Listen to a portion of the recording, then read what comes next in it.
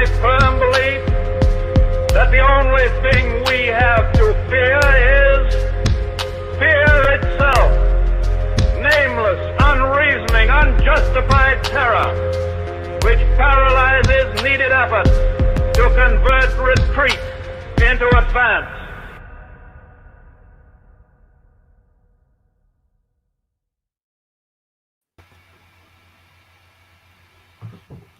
Hello, everybody. Hello. Hello. So we begin our event. I will do a short introduction for the birth of the idea of this series of events that is called a New European Perspective. I am the bridge between Movimento Roosevelt and LEAP 2040 and Citizensroute because I have worked a long time when I was in Paris with Marie-Hélène, but above all Frank Biancheri, who is the origin of the Erasmus, and at who I want to give my best homage at his work and heritage, who is continuing with Marie-Hélène and Marianne, because they work since tens of years on Europe issues, and in particular on democratization of Europe, who is the subject concerned by these first events. These subjects are present since the beginning, around 2014, in the work of Movimento Roosevelt, and the idea or progress of the society, and the heritage of Roosevelt and his brother and sister in his fight for the humanity progress. So my present give all of us the possibility to merge our works on this subject at this moment. That is a crucial moment where the destiny of Europe, in particular of us, is on the table. So that the citizens of Europe take in charge to get out of this situation in the best condition for the progress of all of us. And we will contribute with this event and many other initiatives. So stay tuned on our channels. We are here, Maria Zei, a supervisor of Movimento Roosevelt France, Marco Moiso, supervisor of UK Movimento Roosevelt, Nino Galloni, who is economist and vice president of Movimento Roosevelt, Roberto Ekic, who is the secretary of the Department of Geopolitics and Defense of Movimento Roosevelt, and then we have Marie-Hélène Cayol, the wife of France and president of LEAP 2040, and Ranke-Cormier, who is president of Citizensroute. So I give the next to Marco to continue introduction of this event, first event on democratization. Thank you very much, Maria, and welcome to everybody. Thanks to all of those who are listening. So why Maria had a great idea to connect us all so that we can talk about future, the future, our future. We know that in history, we go through periods of compressions of freedoms, right, social justice, and we go through periods of expansions of freedoms, social justice and human rights. Usually the periods of expansion come after a period of compression. There is a reaction to a situation where freedoms are compressed, are limited. And the coronavirus, of course, is a tragedy at the moment. And all of our governments are fighting against an invisible threat. However, this also gives us the opportunity to talk about the future. What can we make of the future? And especially it allows us to talk about a number of things that we gave as discounted and that maybe along the course of time have changed meaning. And I'm thinking about, for example, the idea of democracy. We have seen nowadays that we can build so-called democratic institutions, but then we can empty them of real democracy. We have been talking about economy, and economy for years and years has been considered, as it is, a social science, and yet we started considering it as a pure science, and rather than using it to support social objectives, we are now forcing millions of people towards achieving economic objectives that have no links whatsoever with the welfare of the wider public. And we can start talking about Europe, what the European Union is, what it was meant to be, and what it actually became. And in the context of Europe, I think we've all witnessed a sterile conversation between national populists and Europeanists. The Europeanists have been talking about the European Union as a dream, and a lot of times they've not realized, they did not see that the European Union that we've built is very different from the dream that it was meant to be. We were talking before about democracy. The European Union is home to the only parliament in the world without legislative power. So this really gives the coronavirus and the crisis we are going through is giving us the opportunity to talk about what the European Union or a European political union or a European community can look like in the future. At the same time, we've seen national populists that have been actually pointing to a lot of very accurate problems within the European Union that we of the Roosevelt movement often call the European disunion, because a union was never really made. But the solution that they've been proposing and putting forward many times do not answer the challenges of our times, the challenges of creating a real democratic society, and potentially the challenge of creating and spreading well-being throughout the European Union. So what we're doing, I guess the reason, and thank you all for joining us today, is to start a number of conversations about all of these topics and to start discussing together about what future could look like in Europe. Who wants to talk next? I can say a few words, rebound on what you said. Indeed, this crisis of COVID is putting an end to many things. Obviously, it seems that everybody's very aware of that. In particular, this post-COVID Europe, and we didn't say, you didn't write in the title post-COVID EU, because our assumption is that somehow the EU is what's being broken. Doesn't mean that Europe is dead. On the contrary, there is a possibility for a new Europe to emerge. And I am tempted to make a bilan, taking stocks of this EU. The EU was born in 1992, and it hasn't achieved much, in fact. I mean, the successful European construction has happened, of course, in the aftermath of the Second World War, on these notions of European community of steel and coal. Then it turned into indeed these European communities and one single European community. And then came in 1992, after the fall of the Berlin Wall, this European Union that, by the way, Frank Biancheri has been very critical about since the beginning. And if we look at what happened since then, I mean, it's a history of crisis ever since then. Of course, the first reason for the crisis is the fact that this European Union came at the time when the European construction, due to the fall of the Berlin Wall, stopped being a laboratory experiment. It entered the world, and it took all the winds of this tempestuous world, but in a way that it was not capable of addressing. And indeed, the democratic issue was central, anchoring this European Union to the world, to its citizens, and to the future, capacity to anticipate, grounding, anchoring, being anchored indeed in a citizenship raised to this new level of decision making. We didn't have all that, and we kept with Frank Biancheri, of course, in the front line for all this, saying that without democratization there would be huge crisis of the EU. And he had this horizon of a new governance for the EU, which was 2020, and we are in 2020, and somehow there is going to be a change, of course. But the problem is that this change might happen in a context where the citizens are not fully here. Because in 20 years, the job that consisted of bringing the citizens up to the level of this new governance system, which is a very complex one, which includes supranational, of course, but even up to the global level. But of course, the EU level was a very essential step to raise citizens to the right level of understanding and of acting and inventing this new democracy, which is which is a democracy, a supranational democracy. That was the big challenge.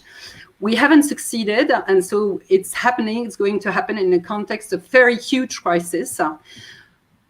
technocratically speaking, politically speaking, things are changing. We think that the EU is broken. And I would like to quote what I saw this morning in an article about your discussion that you have in Italy, about the fact that there is no, people are in Italy seem to be angry against the EU, which is not there to help, etc. And as a result, they are looking favorably to Mario Draghi as the next prime minister or something. I read that. And I find it striking to say, because the Italians are defiant of the EU, they are interested in Draghi, whose main reputation is to have been the head of the ECB. So, and I think it's very enlightening, because that's exactly what we have in mind, which is the fact that the EU is currently really strongly being replaced by the Eurozone, which is there, which is, we think it is ready. Lagarde is doing a great job. In fact, she's using and she obviously has been, I'm pretty sure that Lagarde loves the COVID somehow, because she's, she, at the ECB, it's the end of the Hogue versus Dove debate. She has now the hand to actually induce change, to change the European banking system to begin with. They are certainly already working, we've seen that from before, and they've already been working on the introduction of a digital euro, which of course will be the opportunity to upgrade, to improve this euro, which proved in the last crisis in 2009 that it was not enough. So we have a eurozone which seems to be ready, according to, from our point of view of our analysis, which seems to be ready to address the situation and make the most of it, and initiate something new and more effective. But again, this is not. Where are the citizens here? The citizens have been around because somehow this populist era that we've had as a result after all the crises, the terrorist crisis, the migrant crisis, etc. This resulted in this populism, which you remember we already discussed that it's not only negative, that there's been also a political class that emerged that is more connected to people's concern. And so somehow what we see today is a result of this greater anchorage of the political class into the European the people's concerns. But it all came in a very non-organized way. So today we really have this challenge of inventing a new democracy that structures in a smooth, sound way this connection between people's concerns and will, the will of the people, to the new institutional system. And that's where, well, maybe we'll come back to this. I think there is an educational issue here, because are the citizens completely ready to play this role at the European level? I don't think so, because we wasted 20 years at least.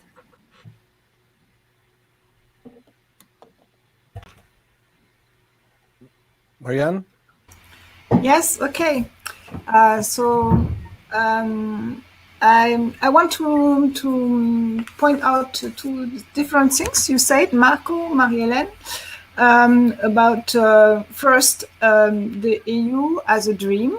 Yes, of course, the EU was said as a dream, but it's not a dream. It's a reality.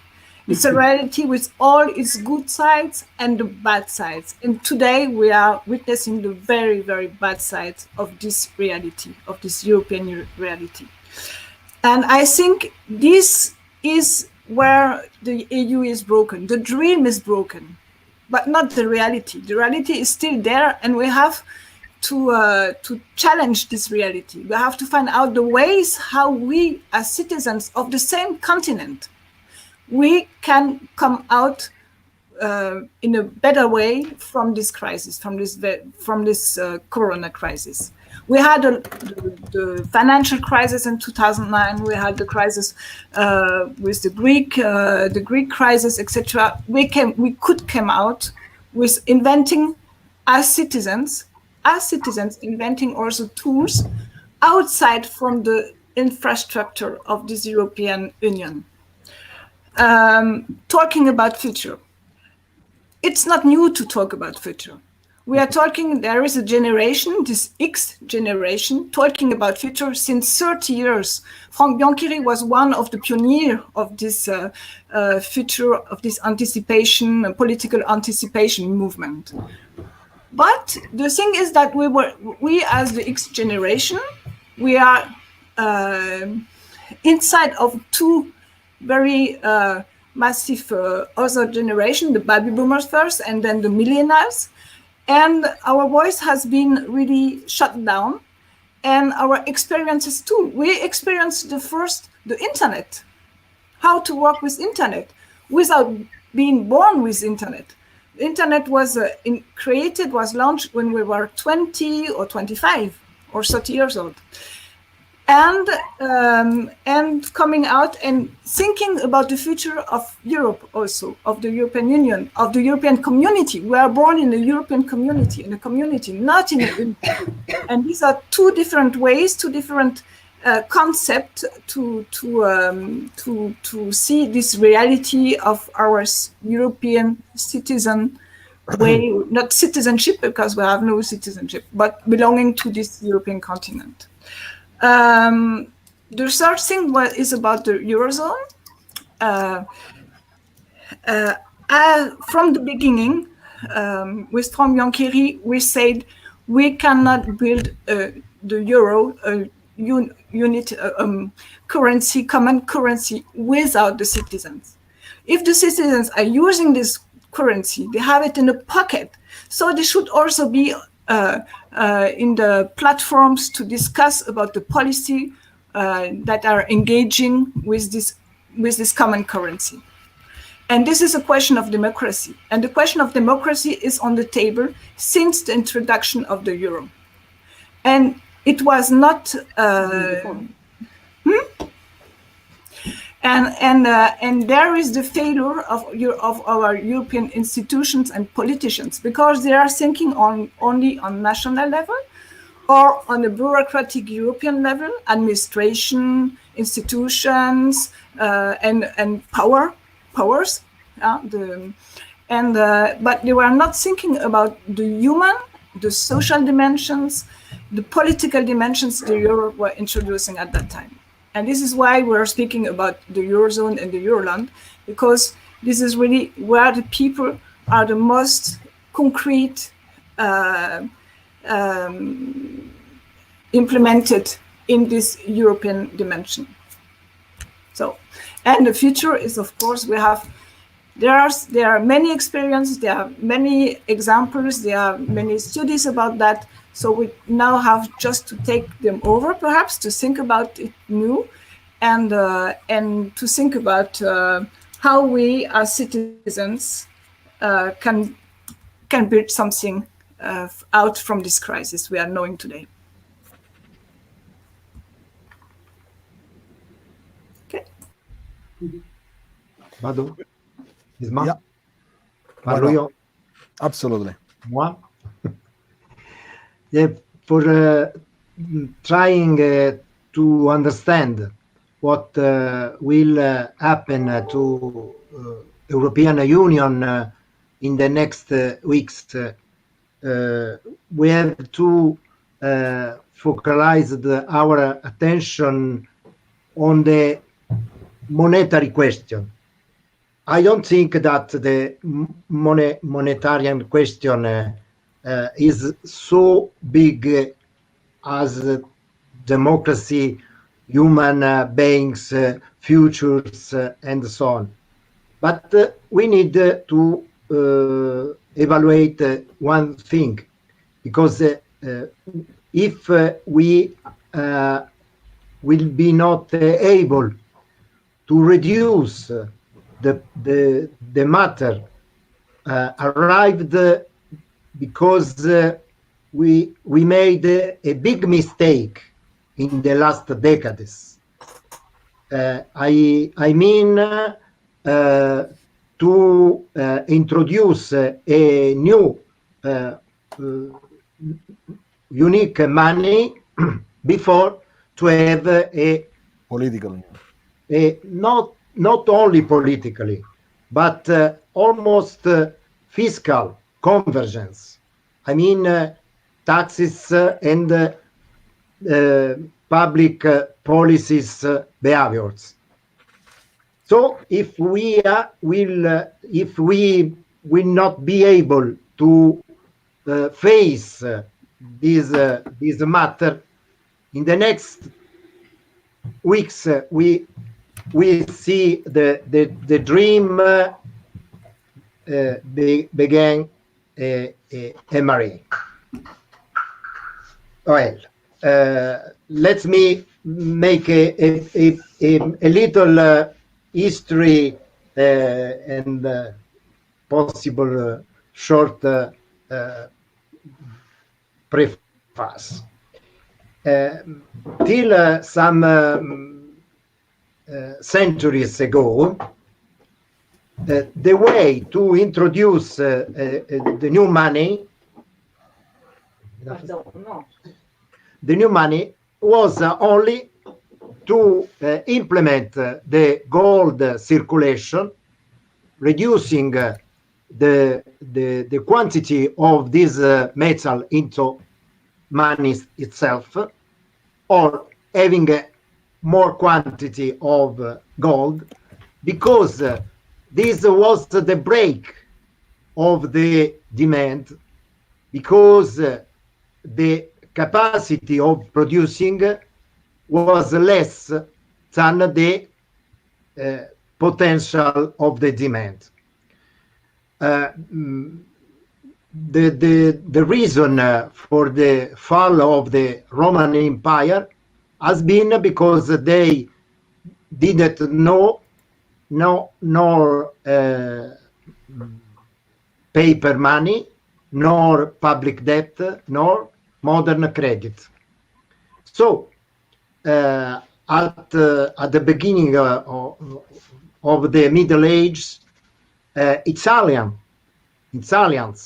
invented a way to use the paper or credit like money. This has been a big revolution, and after this revolution, both in credit banks and after in central banks, we have had a new way to input money into the economic system. Is to produce notes,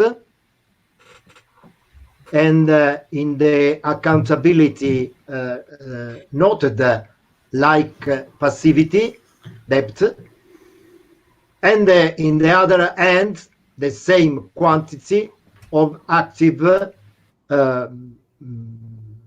buying bonds.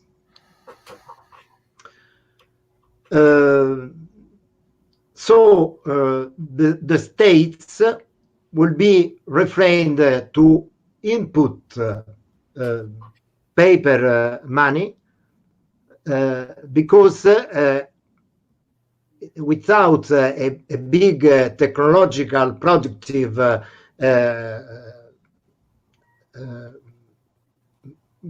growth of the supply, this will be in inflation, of course. So we are at the moment arrived at 1971, when we have left the link with the gold. The central banks issued the new legal tender currency, using the old accountability system. Exceptionally, the central banks itself, for example, England at the end of the First World War, or the Fed in a particular situation, issued directly the money, but the ruling way was with the double accountability, like I have said before. The state could issue directly a form of money, of course not bank notes, but state notes, like happened in Italy after the Second World War, or during the 80s, no, sorry, the 70s, with the Aldo Moro experience. Now, what's the matter in Europe, having shoes to have before a euro and after the convergence of the in state national states policies? That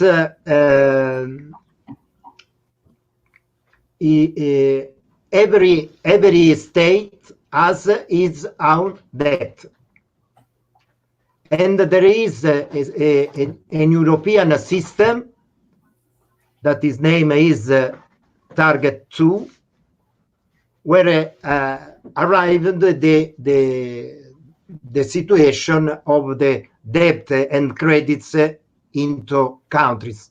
In reality, we haven't the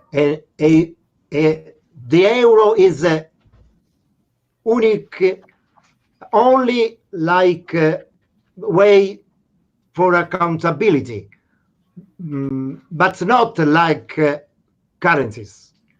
In Europe, Target 2 accounts different euro for different countries. If not, it is not possible that you buy a car in Germany, you pay to 20,000 euros for this, and then the target, there is a credit for Germany of 20,000. If people come in Italy to buy wine and spend 1,000 euro, there is a credit over Italy of 1,000 euro in the Target 2, because in the billets or in the notes, in the bank notes, the euro we use commonly, there is a codex for each country.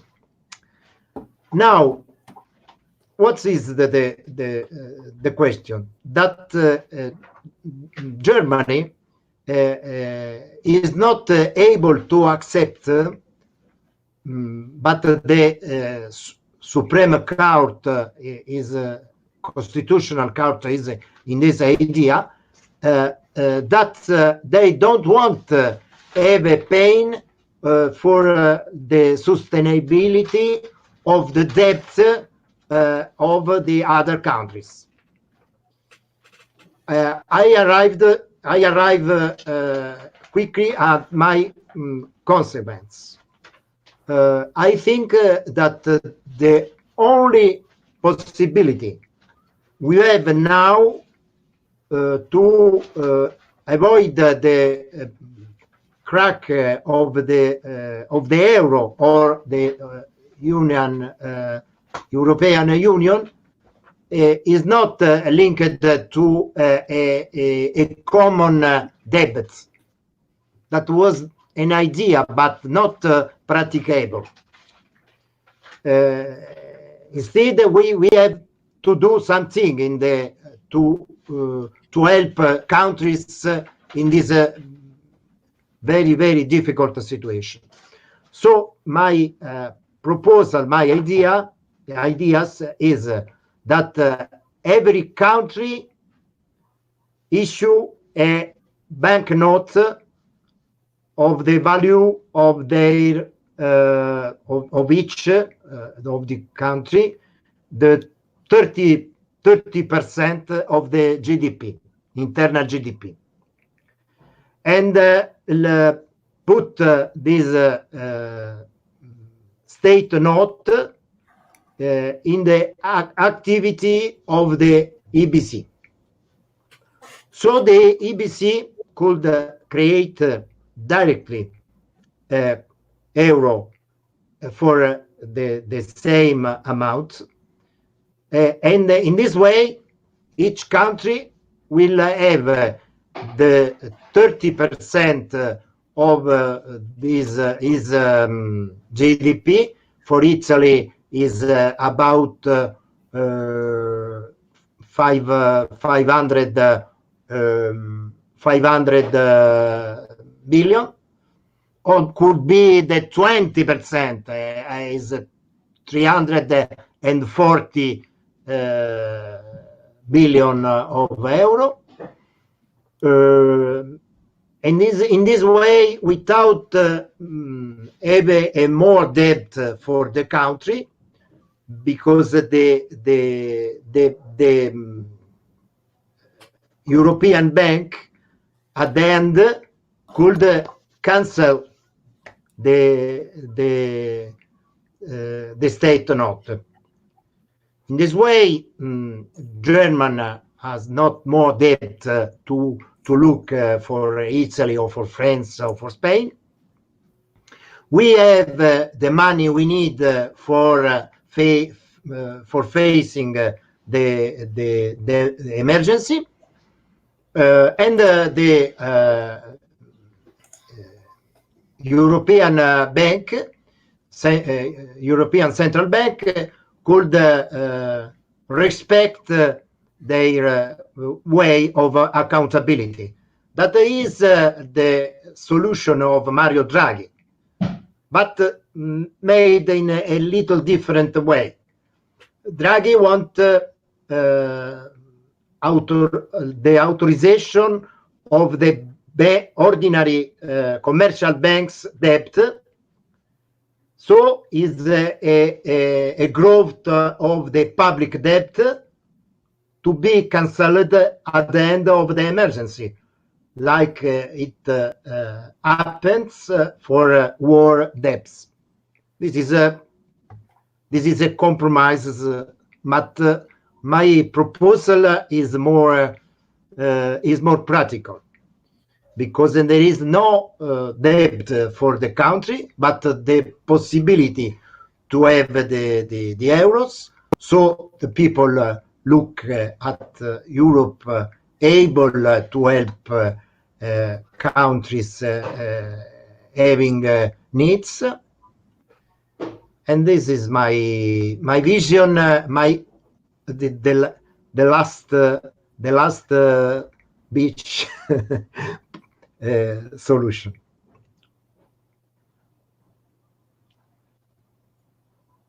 Guys, whoever wants to talk, really. Huh?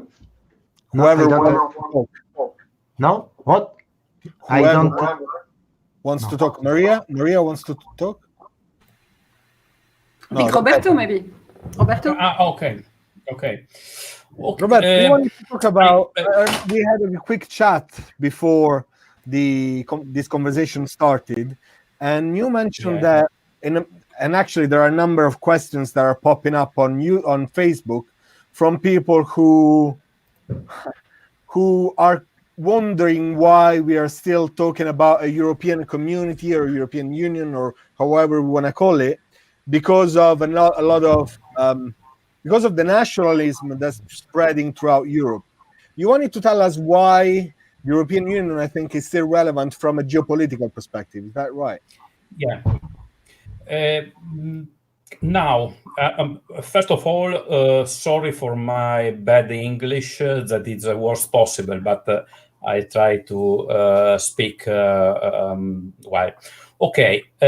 Now, maybe it's paradoxal, but a good opportunity to that European people can understand how important is Europe, not properly European Union, but Europe itself.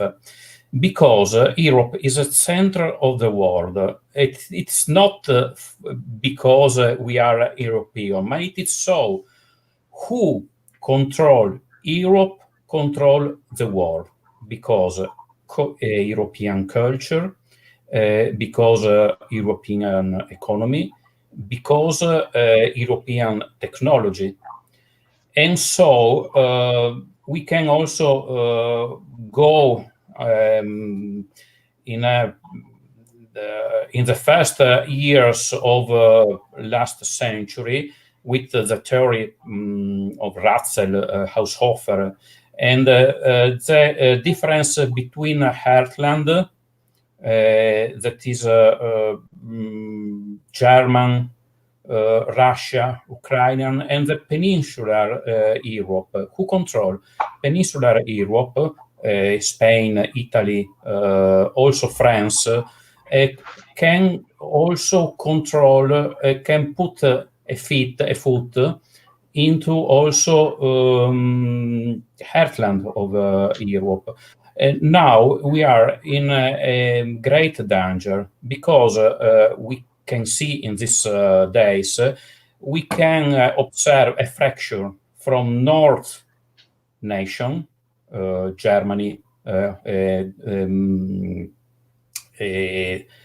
Denmark, and Holland, Netherlands, pardon, and the rest of the Europe, like Italy, especially Italy, but also France. France can come out a little from the liaison with Germany, because also France realized that Europe can't go so far without solidarity. Without solidarity, we don't have a nation, we don't have a community. If you don't have this, Europe is destined to crash.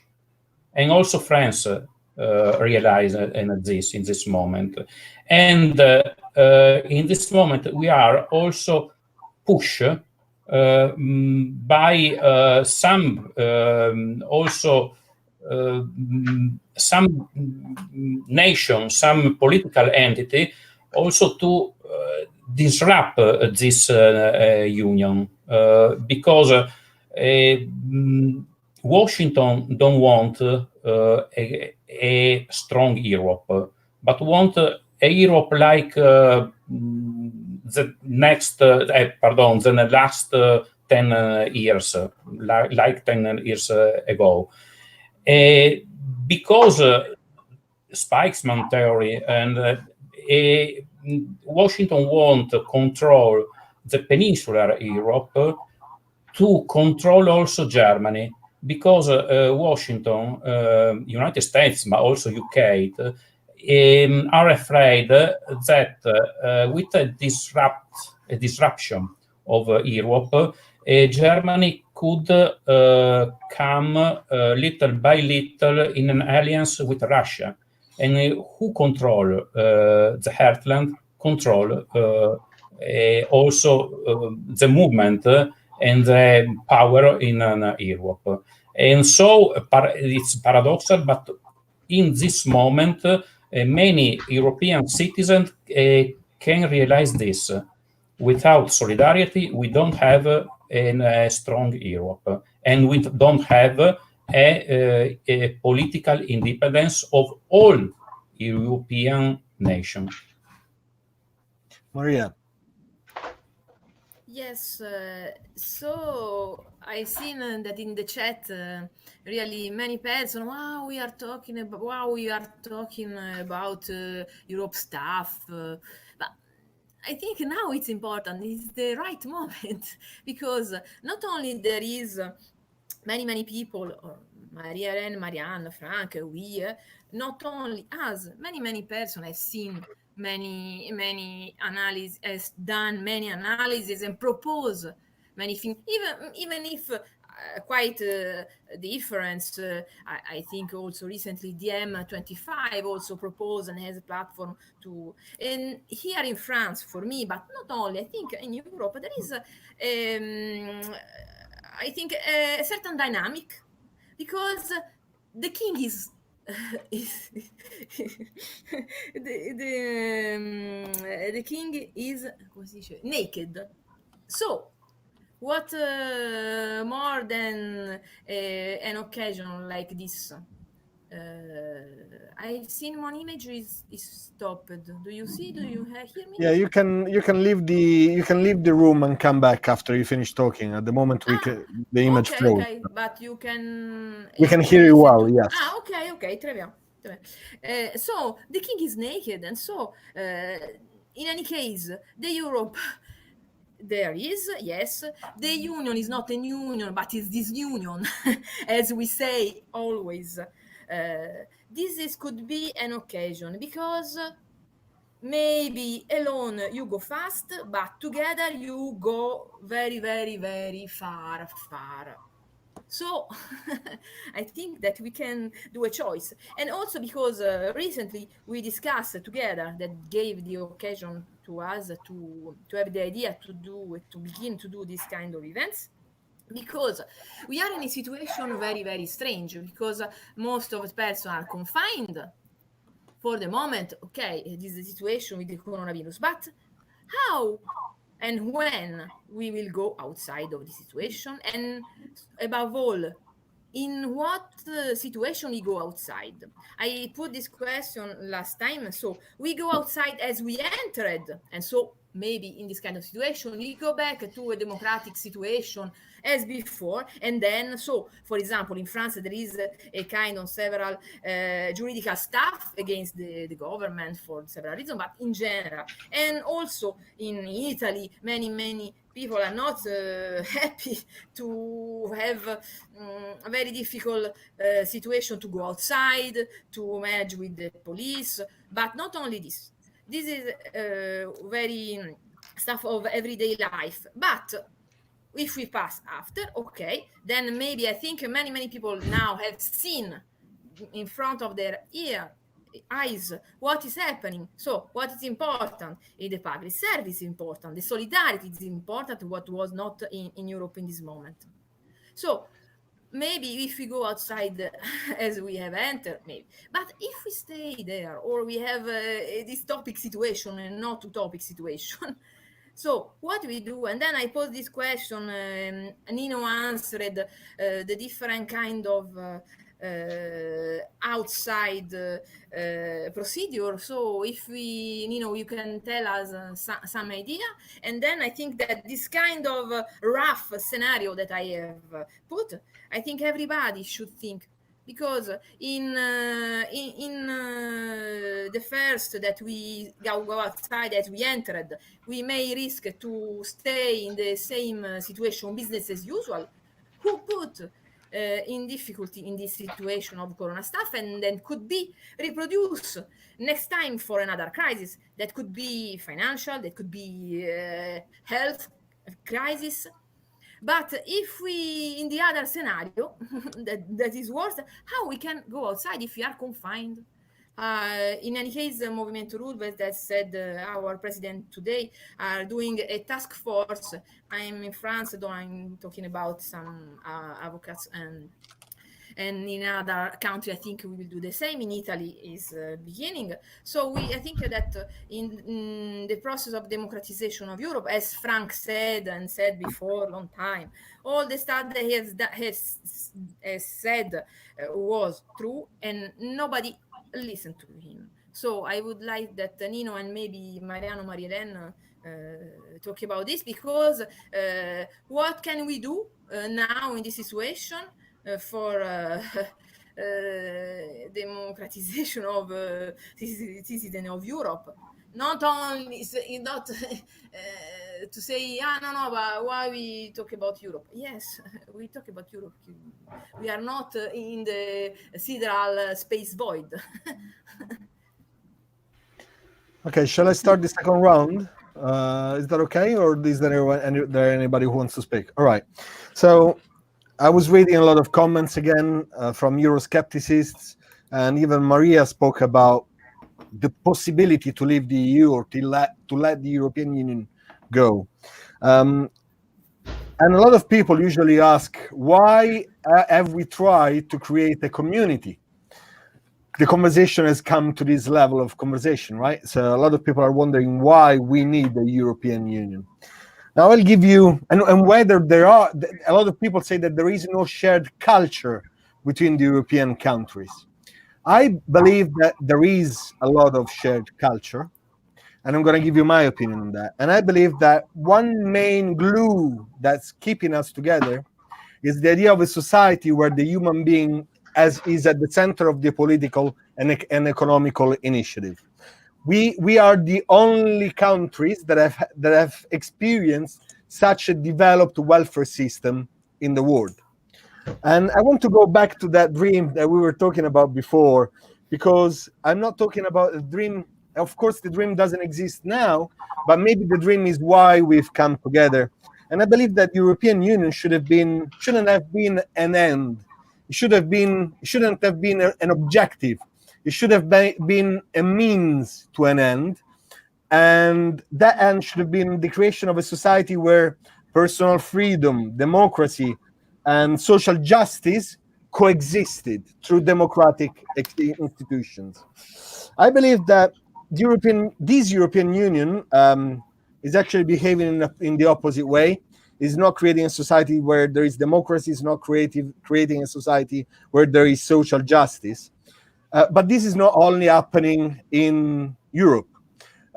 We know that neoliberal policies have taken over since the 90s all over the globe. And actually, this European Union, neoliberalism, von Hayek is one of the theorists, one of the philosophers and the economists that was behind the development of the neoliberal theory. He didn't believe that governments could be entrusted in keeping peace between each others if we left the handle on the economy to the governments. So he wanted to create a society where the economy overhauled the political national governments. And actually, in 1939, we were saying that the European Union as it is was born in 1992, but the European Union was actually designed already in 1939, when the tanks were still marching on Varsavia. Friedrich von Hayek was writing the book, The Economical Condition for the Federation of States. And he was already talking about the 4 freedoms that now we have in the single market. This union is a byproduct of the neoliberal ideas by von Hayek. And I think, therefore, that the objective for this European Union today would be that of demonstrating on a global scale, actually, that there could be a form of government that can change the economical framework that we live in. I was talking about period in history when social rights and social justice contract and expand. And I think that the period of expansions are born out of periods of constrictions. And I think this is a very good period to start thinking about what a global jump could be, because the world has never been so global.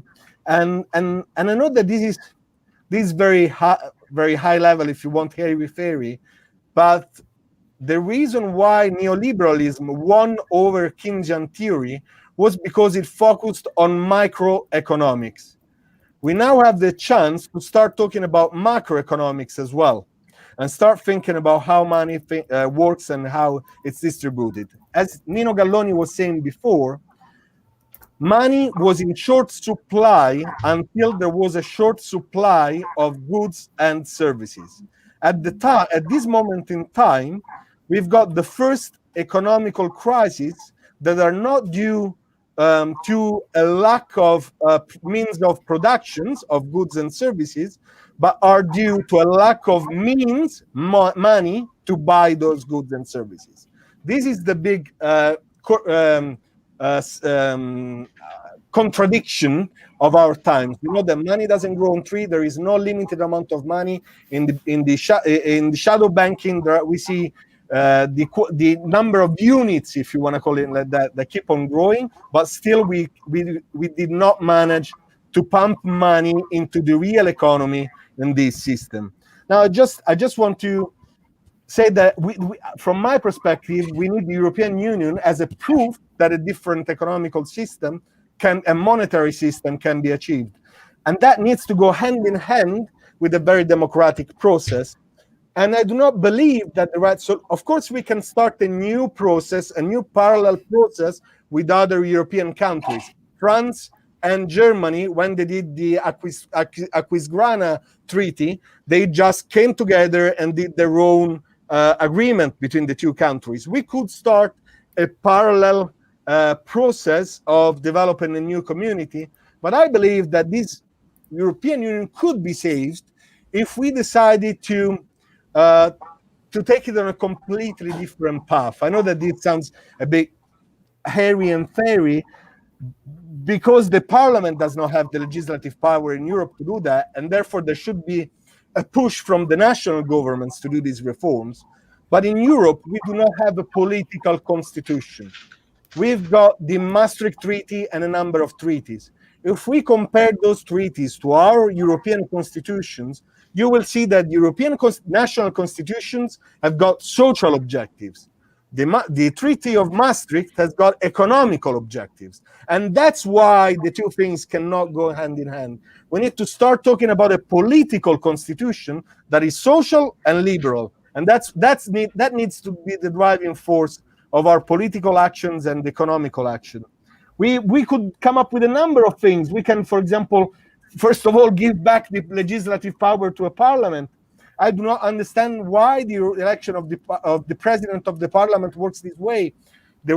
We need to have a direct election of the president of parliament, because if there is an election shared between countries and the president is not expression of a party of a single country, we are not going to see egoism on their part, on the part of the president of the European Parliament. These are the proposals of the Roosevelt movement. We can, for example, link, and Draghi said it during his last conference as governor of the European Central Bank. He started talking about the need to link the European Central Bank to a political power. The idea that central banks need to be autonomous is one of the dogmas of the neoliberalism. And these are the dogmas that were mostly applied during the 90s by the so-called left parties. We can actually start linking the European Central Bank to a political party. We can start talking about the so much needed fiscal union. Nowadays, because of the law on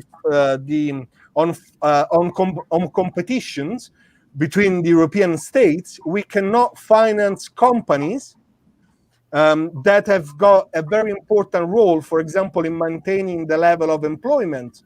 But at the same time, we allow for the fiscal dumping. We've got companies that compete each other by lowering their taxes through systems like the double Irish or the Dutch standard. I think Apple pays on most of their profits the 0.005%. If we believe in the myth that the public expenditure is financed through taxes, we should have never allowed this to happen. But actually, that's how things work at the moment in Italy. We can start talking about Eurobonds. We should need to share our own destiny, economical destiny, and we can start talking about the issue of zero interest money. We can start talking about the emission of money with no interest attached. I believe that the European disunion is dystopic. It's exactly the opposite of what it should have been, because it's got economical objectives rather than social objectives. But I think that if we want to change a global economical paradigm, we need an institution, a political institution that's so big and so strong to be able to prove that an alternative is viable. And that's my opinion. Okay, I think that people must realize that to increase European democracy, we have to start a political process from down to top, not like now top down, better top, because it's like we live in two different worlds. The upper world, the European politicals, and lower world, the citizen world. If you don't realize a bottom-up political process, we will not have a real democracy in Europe. Now this single nation in Europe that think like single nation are like a kitchen in a narrow farm. The same geopolitical process we have in the world, now we have in a narrow space in Europe. A nation against the other nation to defend their interests. And we cannot exist so. Yeah, Okay. Marie-Hélène. I would like to come back on this. I wanted to talk about education, and I think when you use this word disunion of Europe, I agree in many ways, of course. But I also think that we need to look very lucidity to the fact that no, there are lots of decisions that are being made, that have been made during the whole crisis since 2009 by this European level. And I'm not saying the EU, even the EU has been there, of course, as well, but the ECB has been central in dealing with our Euro crisis, and everybody said, we're going to leave, nobody left. Okay, so we're still there. And obviously, nobody concluded to the fact that if we're still there, it's because we can't get out of it. So there are decisions that are key because it's about what we have in our pocket, in our purses, which is our currency. Decisions are being made at the European level. I have another, and things are being done. I was saying a lot of things are going to happen, are going to come up from this European Central Bank in the new context. So it's going to be strengthened, politicized. Okay, we have another example in the field of geopolitics, for instance, which is INSTEX. INSTEX is this special purpose vehicle that has been created by the French, the Germans, and the British post-referendum, which consists of enabling the Europeans to work with Iran to begin with Iran, an exchange without being sanctioned by the US laws, international legal system. Okay, and this, which has been, of course, a very strong questioning of the US domination of Europe, because we were not allowed to do that, and it's the US who were deciding. So we created this special purpose vehicle, but until now we didn't dare using it too much. Thanks to the COVID, I just saw this morning that they are activating the INSTEX due to the COVID hitting hard on Iran, and so exchanges of medical material are now underway. So we have things that are being done at the European level. And not only that, of course, we live in a world where decisions are taken at very many levels, which are completely out of reach of our as national citizens. There are decisions that are in Google. We are geolocalized by Google. Nobody cares about that. We don't want our governments to geolocalize us to confront the COVID, the crisis, the pandemic, but we don't mind being sold products by Google, who knows exactly where we are at every moment. We have decisions that are made by the US that concern us, by China that concern us, and there are people who still think that remaining national is a good solution in terms of citizenship, of having a hand on decision-making systems. We don't even want to try this most easy level where we have everything to start implementing a supranational citizenship and political might, peoples-based political might, which is the European level. I'm not saying EU again, because that's the problem, and I'm not so sure that the European Parliament has any future in terms of representing us. So I'm not so sure. But in any case, what I want to say is really come back on this education thing. We have an issue of education. We can't go on with citizens who think that just getting out of all this international system will be enough. It's not possible. And this is not because of the citizens. The citizens are clever. We are all clever. But we are trapped into a system which at school, at university, in our media, and in our political systems, our political parties, keep us grounded at this national level. And that's a very good system for those who are not democratic among our elites, who are making the decisions they want without us, with just us moaning around. And so, of course, they're beginning to worry a bit, because since we have we are becoming angry about feeling that we are so powerless. So we have this gilets jaunes in France, to name just that, but it's not just in France that it happened.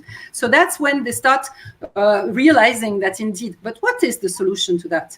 There are two solutions. Either they implement, or we fight to implement, some kind of supranational democracy, or we will have totalitarianism. And I tell you, they have all the tools for that. And when I say they, it's systemic. I'm not accusing anyone. It is systemic. If they have angry populations, no mechanisms to connect to them properly, no trust, no mutual trust, it's going to be what's happening right now. Confinement and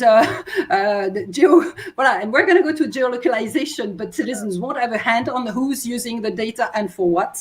And totalitarian systems are really, all the tools are there. We have the new techs for that, we have the technology for that, and we have a disconnected institutional system with citizens who don't understand. And so we need to have supranational education in schools and in universities. We need to have future-oriented education in schools and in universities, because if we don't have one, if we are not constantly one step ahead, we always moan about what happened 10 years ago. That's what today I see very much. So that's about education. About the media, we need to stop with this media who keep judging, finding the guilty, who is guilty of what happened. This is what they play all the time, not trying to understand the systemic dimension of the crisis and how it needs to be understood, and this understanding to be shared with the citizens and with the politicians, because media means intermediating. They don't intermediate anything.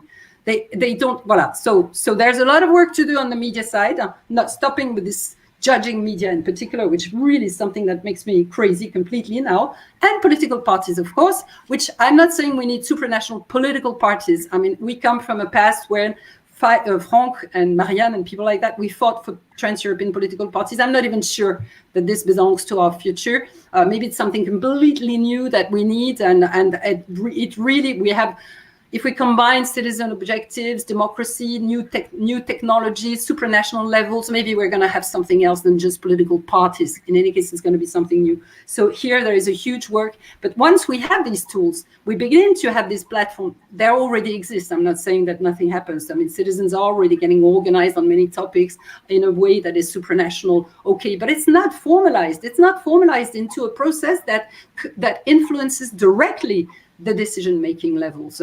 So this is what needs to be organized, not just these platforms, but how they connect to.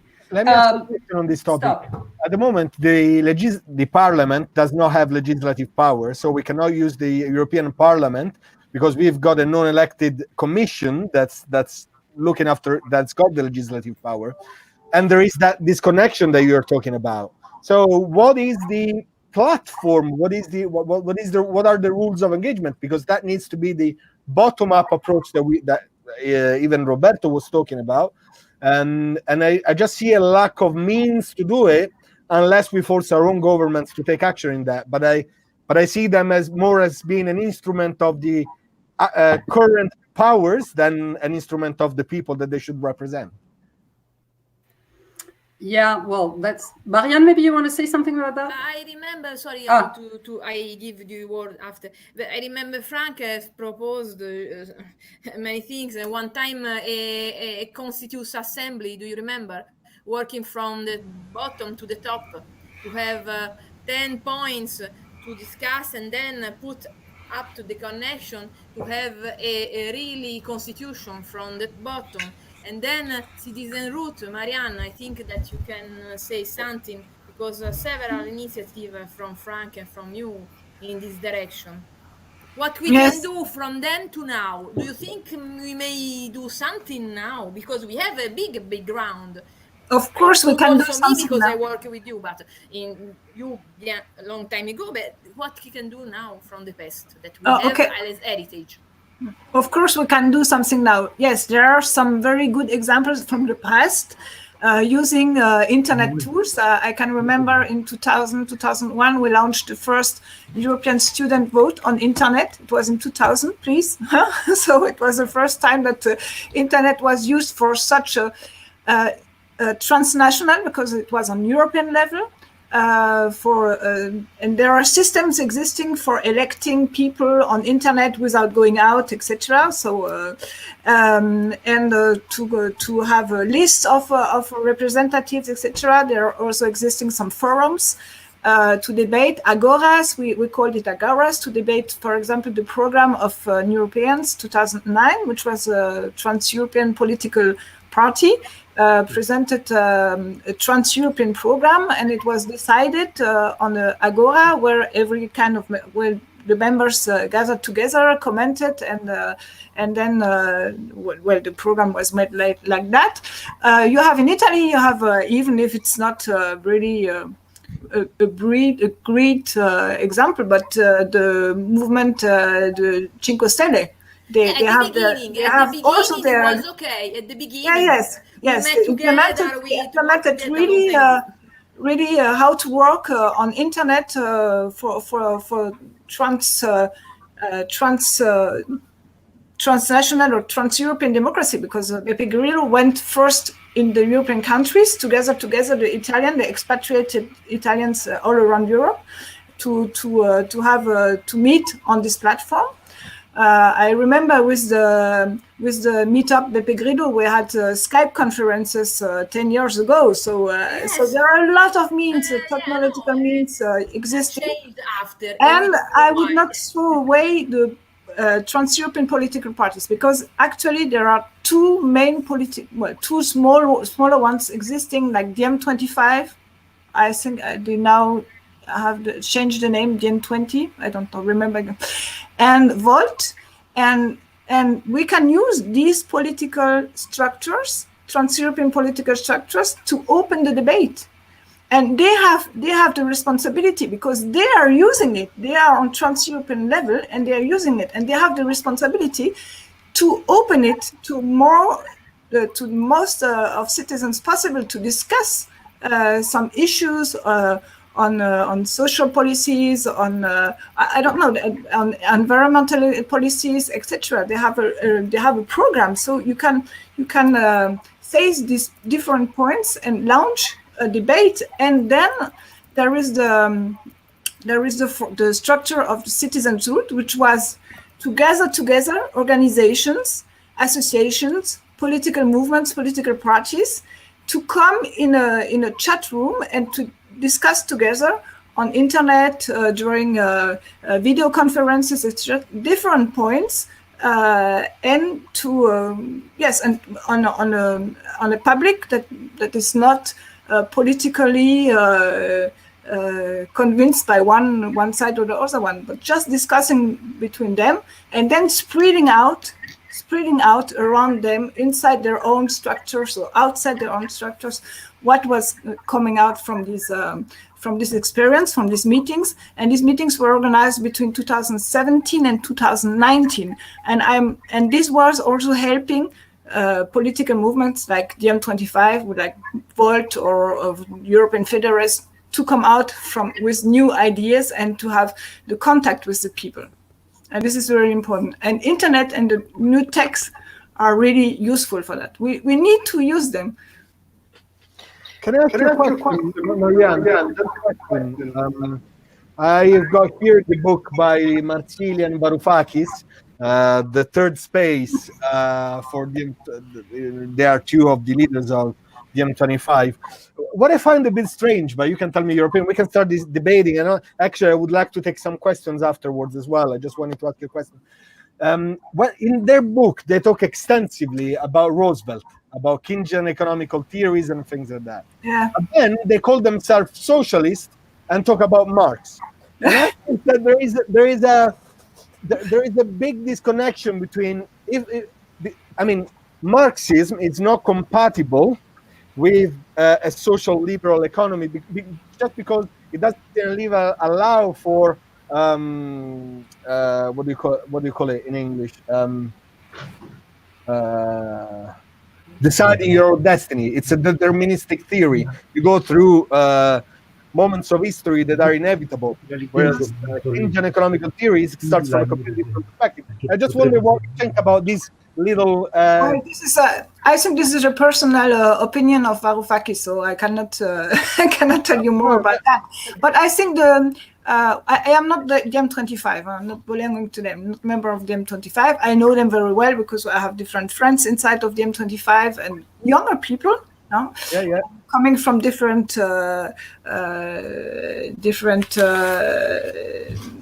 origins, European origins, and so I think their main project was to have a social pact, citizens pact, and the Green New Deal. This is really their main topic is the Green New Deal, and inside of this Green New Deal there is also the big part of social policies, not only on environmental policy, but also extending it as large as possible to the different places of the civil society.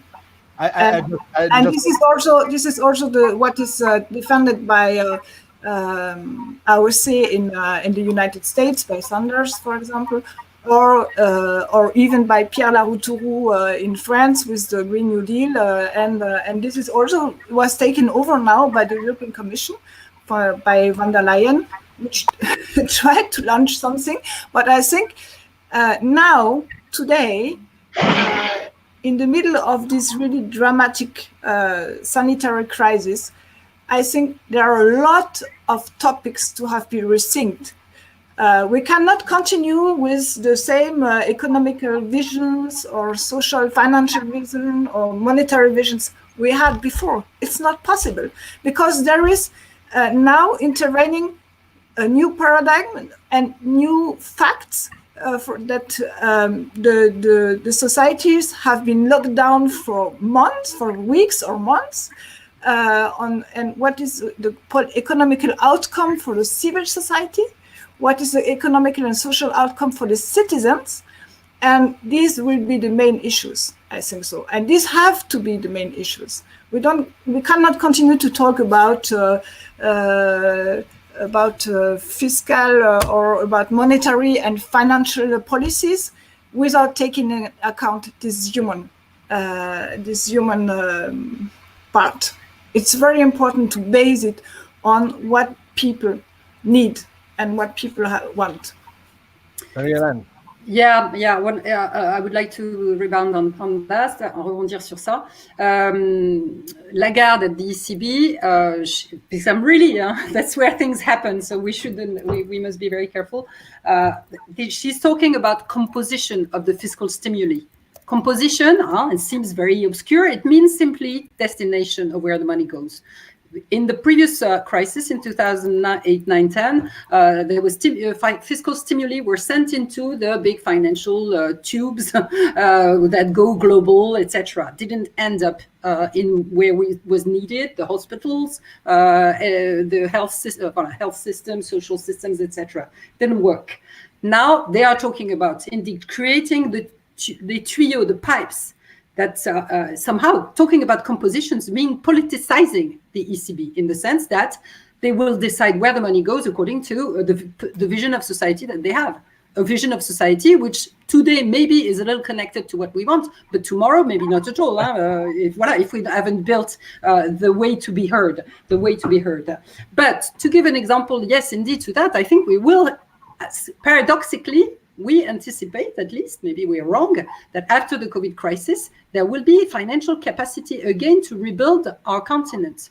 And I would like to give just one example of how this disunion is not so much the reality of Europe today than the reality of Europe in the 90s and in the years 2000. The network of high-speed train system that in the 90s, we saw maps of what they had in mind in terms of covering the European continent with high-speed trains. And today, voila, if we had that, we would have less environmental issues. We would have, we would be modern. We would connect cities. We would have a united continent, indeed, more connected, connected by high-speed trains. It didn't happen. It was meant to be, we saw these maps. It was about 2020. You could see this Europe covered in high-speed lines. I'm pretty sure. Voilà, this is the bet I make, that these kind of projects are going to be taken out from the drawers where they've been rangés carefully for 25 years. 25 years, nothing happened. This is what Europe, this is what the former EU, when I was starting saying this EU that was born in 92 hasn't produced anything. The Erasmus program dates from before. The Euro dates back from before. So what has this EU produced? Crisis. The Santerre the resignation in 1999, the Euro crisis in 2009, the Euro-Russian crisis in 2014, the Syrian crisis before that in 13, 11, the migrant crisis in 2015. Every crisis, nothing anticipated, no power. It has been a tool of weakness. But today, again, I'm sorry to repeat that, but I think it's worth repeating. Things are happening. Yeah, I just want to add something, Marco. We have just to make sure that all this money, all these investments are going through the right pipelines. This is very important. This is very important, and that we are making a free, a safe, and a secure road. Not secure because we need defense or police, but secure because we need social security, the social, and this is very important. I've heard two numbers, 2,700 billions, of which only 100 would go, for example, to support the workers, which is a bit of a shame, but anyway. Anyway, Well, very, very interesting debate. And pity in 10, 20 minutes, 15 minutes I have to leave you. But I was thinking before that both Pericles and Karl Marx said that democracy is easier with some food into the stomach. So, I have made a list. In Italy, the not seasonal, the year, the 2020, the 220 year is lost for tourism. Lost. We don't know about leisure services and similar. That is very important part of our young employment.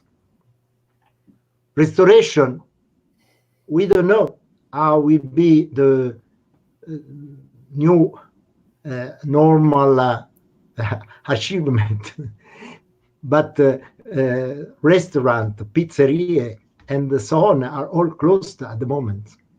And we don't know when they start again. Fourth, and in my experience, the very, very urgent situation, people working in the hidden economy. In Italy, we have a lot of independent workers, and we have, as you know, small and very, very small enterprises that had the troubles before the emergency, because they worked without profit. So just to survive, they produce well, they sell, they export, but they have the 70% of our small and very small enterprises have no profit during the last years. And well, if now are constrained to close, I don't know why they open again. The medium and big industries have social amortization, but they have the question to change their production, to look more at the emergency itself. I mean, sanitarian supply and so on. But and the particular situation is happening into the primary sector, agriculture, because the family, the families are not so bad, but the big situations have a shortage of labor shortage, because people, mainly immigrants, are not able to go at working. They work at 3 or less euro per hour. And so in the last times, Italian food channels are fooded by Italian products, because in the south and in the extreme south of Italy, we paid very, very poor wages to the immigrants, but this substitute the importation of food products in low price from North Africa and other countries. So the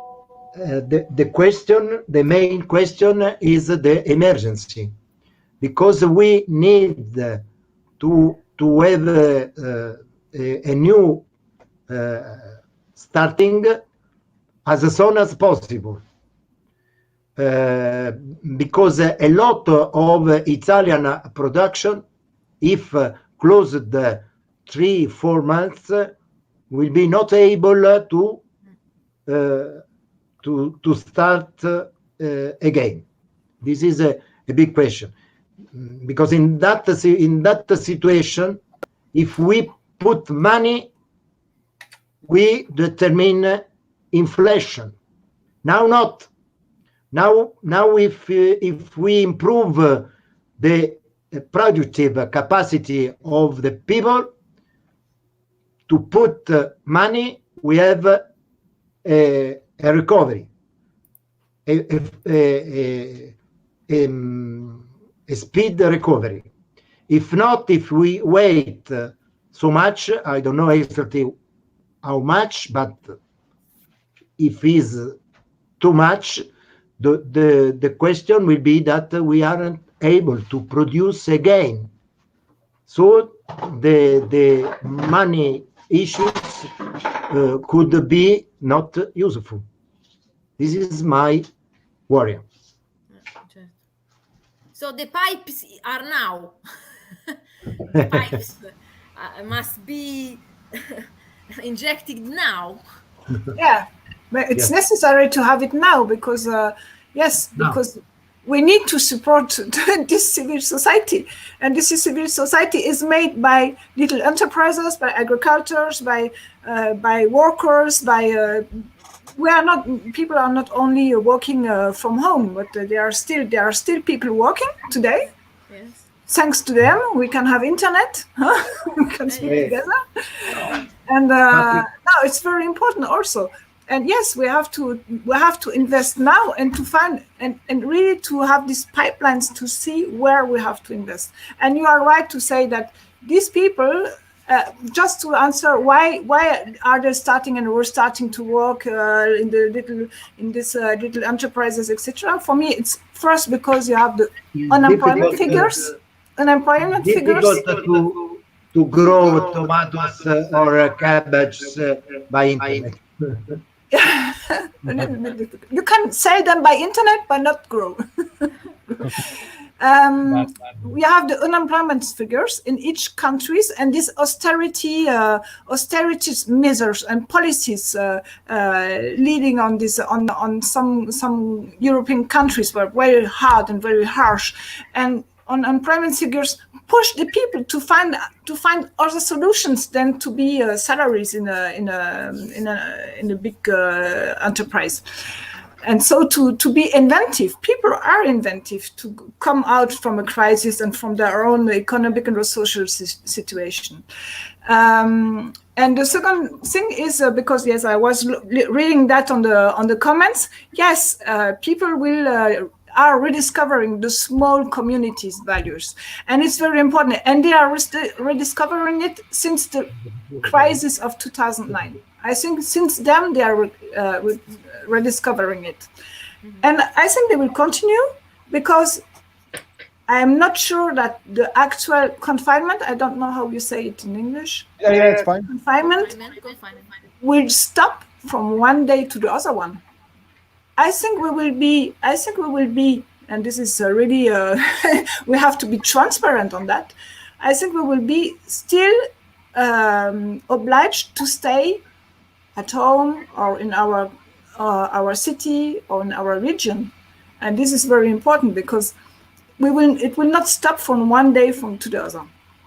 Or we have, or everyone can be tested, and who can come out? The people who have been tested positive or the people who have been tested negative?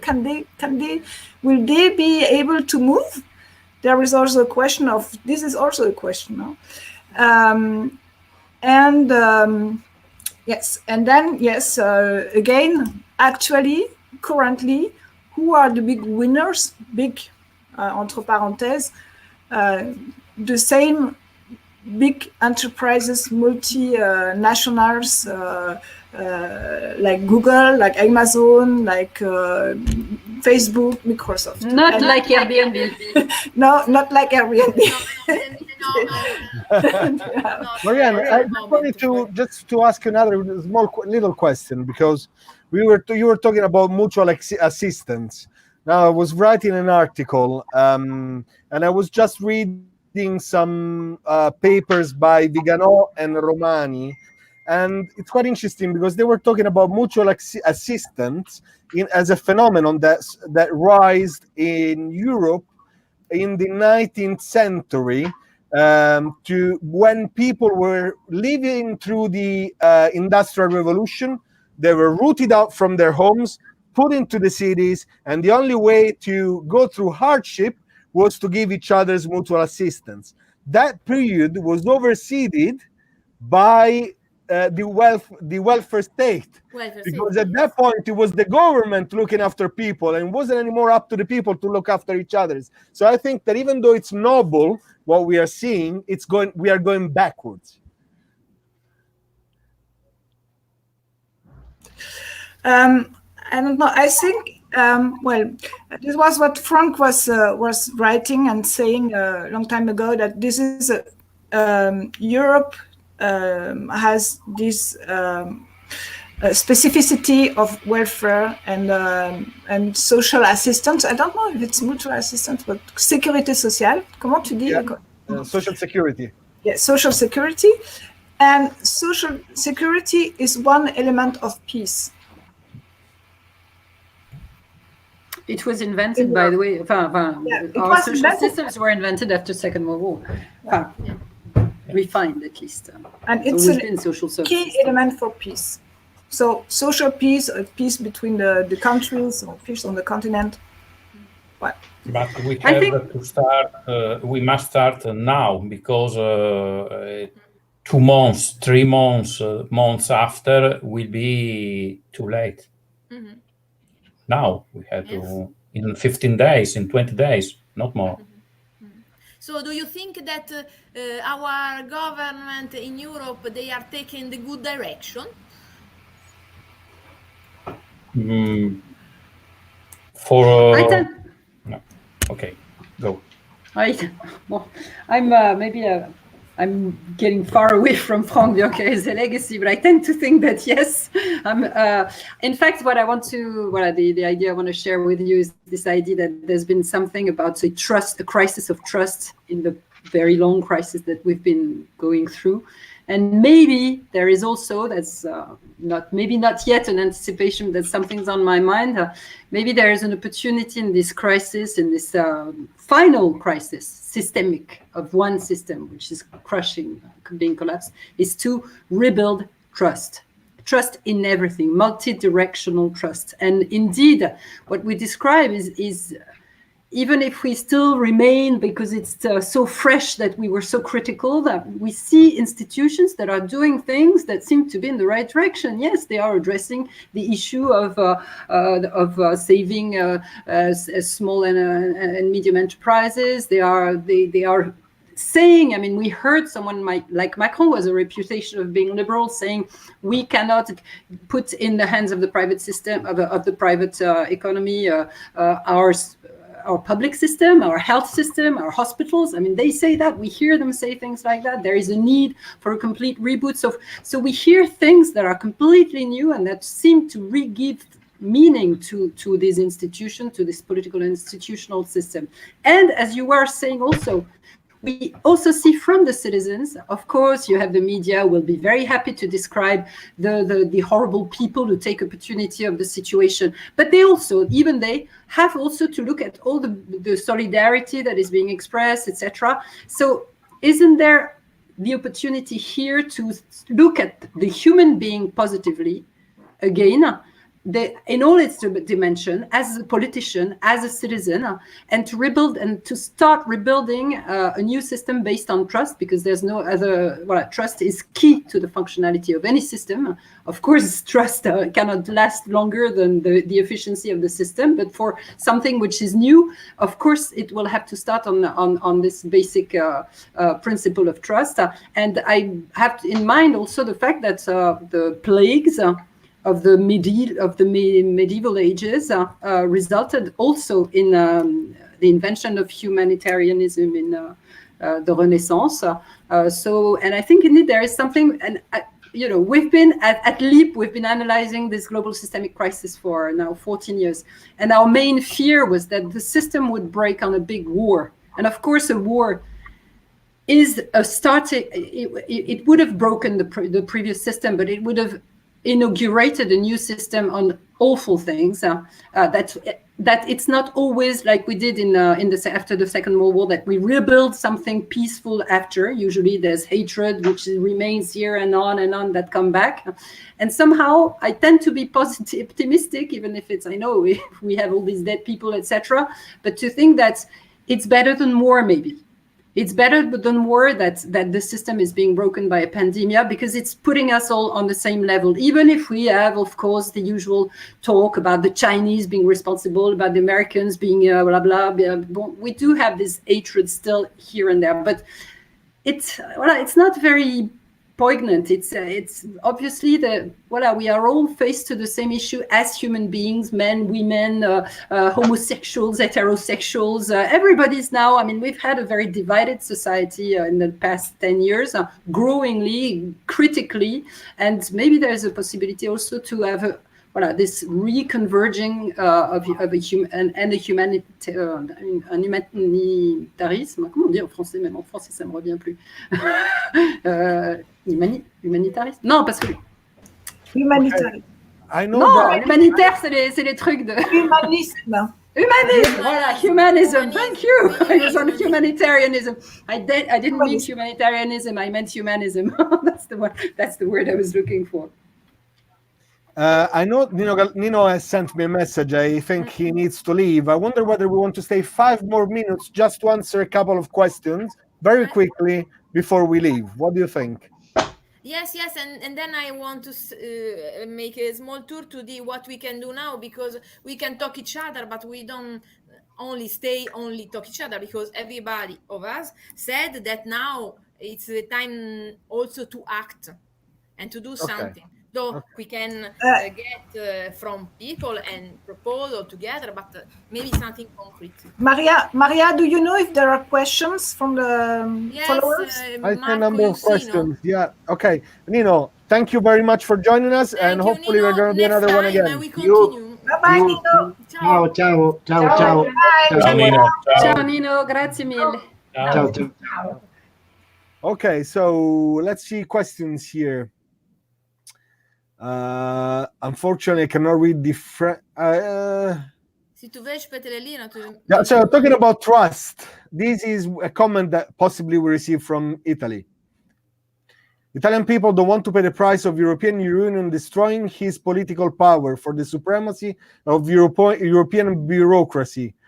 Why today Italy must stay in this union? This is the sentiment that we see, right? Totally disappear for the... If you want to say something, moreover, the European Union voice totally disappeared during the crisis. Each country have their own leadership to face. Without European leadership to face the crisis, future of EU is in danger. But do we have a democratic leadership in Europe? Yeah, but I think the European Union is not disappearing. The European Union is still there, is still taking decisions, and to helping the member states, because they are connected to the member states, and this is the problem of the European of the levels of the European Union. You have the European Commissions, you have the European Central Bank, you have the European Parliament, and then you have the national states, and these are the partners of the European Union. And they are talking together. The member states are also talking together. They are also experiencing online conferences, online meetings. And the European Parliament also had his first online meetings two weeks ago. So you can imagine that what a big step, a huge step they made in using new technologies. No, the European Union is still there, but those who are actually managing the sanitary crisis, the pandemic, are the member states and national politicians, because they are closer. Maria, you said that the European Union is working in the interest of the states. No, of the citizens, but their counterparts are the member states and not the citizens. They are linked to the member states, and they are helping with financial means, with huge financial means coming, and the different member states to fight the crisis. I was saying, because in 2008, for example, as we know, Greece was not really helped with the Troika. We've helped the banks at the same, rather than the Greek population. Now with the mess, and Germany doesn't want for the money to be released unless we apply for the mess. It still looks like there is a lot of egoism in this Europe. No, but they are working, I think, in a really different way. In different ways. Exactly. They are working in really different ways, because they are aware about not only an economical crisis, but also about a social crisis. And I think they are, I'm not defending them. I was one of them who is really criticizing the European Union and the way it's working. But I think we cannot say that they are not there. They are still there. They are putting means and finances, but not in saving the banks this time, but really saving the member states and the citizens, the citizens of the different member states. This is an opportunity to become a real community. That's what it is about. I mean, there's really, the European project has been on the wrong tracks since 92 again, and because there's been this polarization between a very federalist vision, which was about centralized government, and of course it counter-reacted with this national level, not letting that happen, and so there's been this growing polarization between the European level and the national level, which of course ended in the success of the national level, because that's where people are connected to, of course.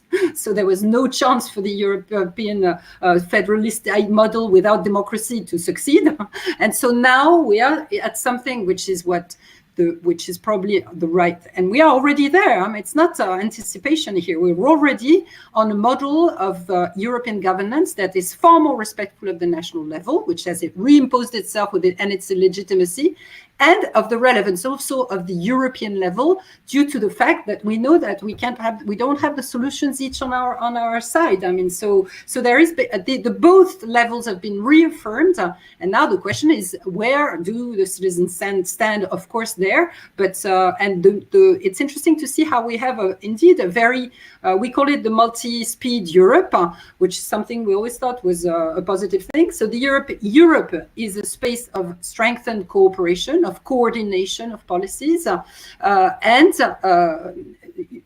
voila, projects can emerge from combination of states, only few states, and these states, they start moving ahead, and if they are successful, more states will come in. If they are not, it will disappear. This multi-speed Europe is a very good model that both reasserts the fact that there is a need for cooperation, but reasserts also the fact that there is a need for the individual energies of our nation states, and it's working. But in terms of economical philosophy, if we read von Hayek, this philosopher that came up with neoliberalism, he said that after the federation, a federation where the economical decisions are taken above the responsibility of the states, the only thing that's better than that is to go back within the national boundaries, because by doing that and by valuing again the national parliaments, you take away from them the power to make decisions at the economical level, and therefore you keep the economy free from political interventions. I wonder whether I still believe 100% in a federation, but it needs to be political, not economical. But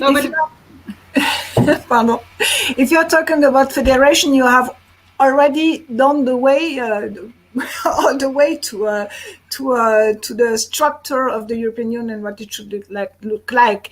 But it's not the case actually. Yes. And to come back to the question of solidarity, you have solidarity also between citizens. You have our leaders, political head of states who are discussing in the European Council and discussing and harshly. And it said that, for example, just the example of the Netherlands, Rutte is the head of the Chancellor of the Netherlands, is against Corona bonds. But he was elected only by 21% of Dutch citizens. And now the Dutch citizens and the other political parties are going away from this position, from this very strong position of Rutte, and telling him, you cannot act like this, you cannot tell the things like that. We don't agree with you. And these are his partners in the coalition. He's making governmental coalitions of the Netherlands. And the head of the Dutch central bank told also to Rutte that he doesn't agree with this with what he was saying. So you see that the solidarity is not only between the heads of states, but also between the citizens. And yes, there is also answering question, cooperation, coordination, cooperation. You have Germany is taking over people coming from France, from Italy, in his own hospitals. The German people agree on that. And it's very, very important to to point that out, because this is really cooperation and this is solidarity between the citizens. When you have German hospitals taking over people coming from Italy and from France because their hospitals are overloaded. So it's very important, and it's a very for me it's something very emotional. I think this is European solidarity. European solidarity is also when you have people, when you have media, for example, showing what is done in Eastern European country, in the Czech Marie-Hélène was, in the Czech Republic by the Czech people, and going through Germany, Belgium, France, Spain, Italy, etc. And this is very important. But no one is pointing that out. You're right. You do you're a right. bit. You do read about that as well. No, yes, but it You is do. maybe- The point is that I can tell you the Italian debate at the moment is not stressing that people are not valuing that, because they say, yes, they're taking a few people who are sick, and that's good enough, but then they want us to apply to the mess. So they want to take over our economical policy in exchange for a few people, and people accept that they're talking a lot more about Albania sending us the 30 doctors because they are reciprocating the help that we gave them during the 90s. So I love the cooperation, especially because it's people, it's the society, European society that's changing each other, that's helping each other. I'm just still skeptical about the governments because they keep on keeping us in check from a monetary perspective, an economical perspective. But this is what we said, the link between the top and the bottom.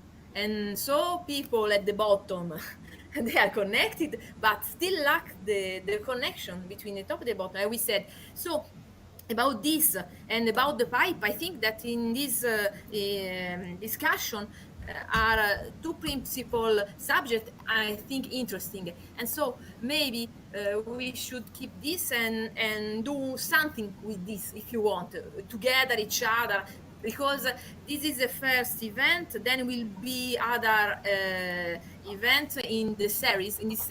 So we should see again what will be the next subject. That could be education, as said Marie-Hélène, or we can talk about justice. But I think that we should do something with this, because Marie-Hélène and Marianne, do you think that something that in this way, something not really precise as the Constitutional Assembly or Citizensroute, do you think this kind of project can be launched from all of us to concrete something, to make a link that is lacking, not only us, but with everybody that could contribute? What do you think about this? Do you think that an initiative like this can do? Marco, Roberto, do you think that we are in measure to do something about this with Marie-Hélène, with Marianne, with others that can join us? You think that it's possible to do something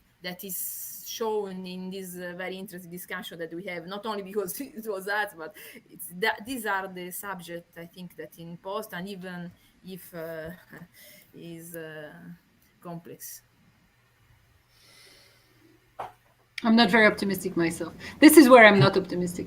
I don't. But voilà. At the same time, we've been observing prior to the last European election the emergence of these trans-European political parties that we have been hoping for during the 25 years with alongside Frank Biancheri, you, Maria too, Marianne, me.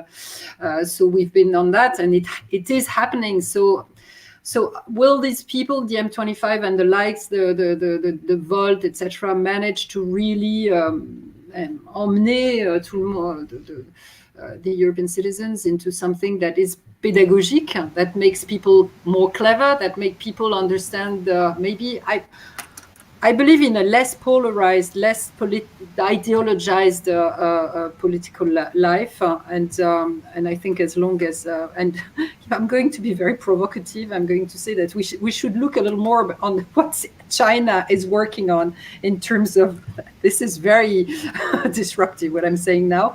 But the Chinese, nobody cares about that, but they are working on some models of democracy that are compatible. I'm not saying that we should follow them, but at least we should know what they're doing. And for instance, they are working on a model which is not just Chinese, which is the deliberative democracy, which claims the fact that an over-polarized, ideologized political parties results in paralysis, and in the paralysis for the citizens to begin with, and so they are more working on this notion of deliberative democracy, and it is interesting when you were talking about the European Parliament a while ago, because parliaments in general are in a huge crisis. Why? Because today we have tools to connect the citizens to something like an assembly of representation. Every citizen should have a possibility to connect to a system that is where he can express his problems, create groups where are discussed these problems, see solutions emerge, see the tenets of these solutions discuss, and have the opportunity for the citizens to vote on the best solutions they find, but solution-based, not party-based. I tend to believe that it doesn't belong to... I guess in France, that's a topic. I'm personally very afraid of that, because for me, ideology is what gives a direction to politics. Without an ideology, actually, the first person who said that ideology was something that belonged to the past was again von Hayek. It's one of the dogmas of neoliberalism. Because from my point of view, if you do not have an ideology, which my ideology is liberal socialism, but without an ideology, you do not. How do we evaluate an idea without having a direction? That's just my efficiency. But efficiency, then you measure everything on a cost per analysis basis. But we don't have the CBA. A cost-benefit analysis. That's efficiency. Cost-benefit analysis. Exactly what we. No, but we don't want to. Huh? To have we objectives. Pardon. No, but it is very.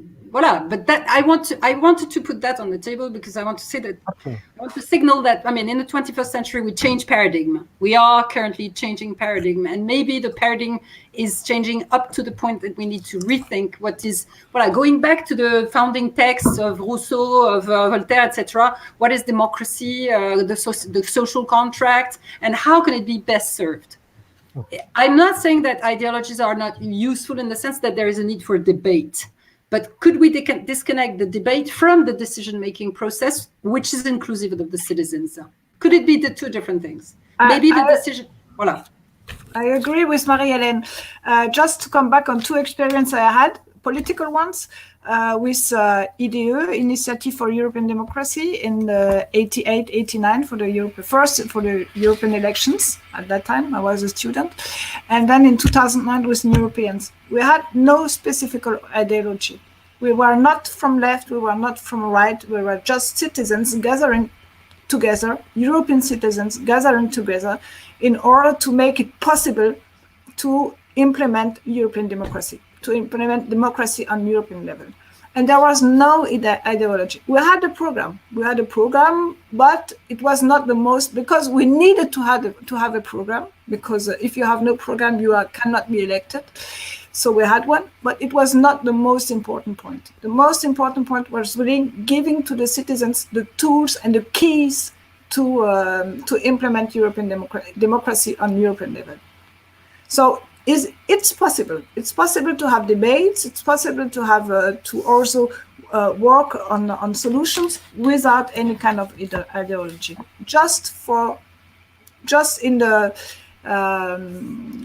mean of the well-being and what is the best for the citizens and for the human being. And here I would like to insist on the fact that with using anticipation, it shows, but it's really a you can't be, when you try to understand what's coming up and how it needs to be addressed, you are in something which is so pragmatic that there is no place for ideology. I'm not saying that ideologies, it's an intellectual debate that can fuel some kind of culture of debating, of questioning, etc. That's in that sense that's useful. In terms of decision making, not so sure, but I see a question on how do you rate social return. We need to invent new tools. That's true. I mean, there are people who've worked on the Gini, I don't know what other ways to rate the success and the efficiency of a system, other than just the calculating the GDPs, which of course are unevenly distributed and mean nothing. So yes, there is a need to invent everything, to reinvent everything, including that kind of measurement. But apart different of opinions, me too, I am a social liberalist. This is the right moment, a good moment to realize democracy, because first, Marie-Hélène told us this solidarity between the downs and bottom levels, then a solidarity between citizens, not between governments, and this is the real moment to improve democracy from bottom, or now or when. That's the democratic ideology. Yes. Already saying that you need more democracy. No, democracy is not an ideology. It's a tool. But it's an idea. It's a framework. Yeah, an idea is not an ideology. I think that one of the things that we are focusing the most is actually, because you said this is a time for big changes, and I strongly believe that. I just think that people have been lacking a compass in change. And they've not been, they haven't understood what the framework that were being built, what the framework that were being actually were, because of the lack of ideology. We were told that ideology was something that belonged to the past. I'm not too sure that that's the case.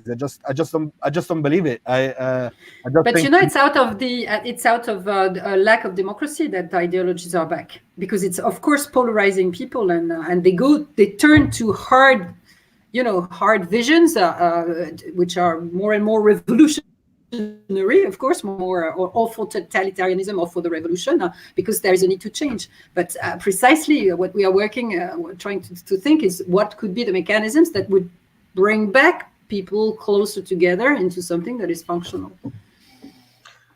Anyways, it was very much a pleasure to talk to you all. I think anyways, talking about democracy, we can all agree that it's a bit of an anomaly. It's an historical anomaly. We had the example in the ancient Greece, and maybe democracy has existed and survived only for a very short amount of times in the whole of history, and it's something that we need to protect, I guess. Real democracy, not formal democracy. Anyways.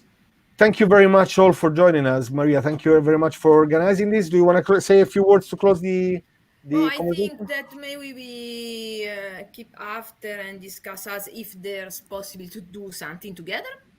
Perfect. And to connect the others. And then we will see for the next episode. Next time will be another subject, so we will communicate the next subject. So stay tuned for our initiative and this video event discussion. Thank you very much. It was a pleasure discussing. Thank you. Thank you very much. Pleasure. Congratulations. Thank you.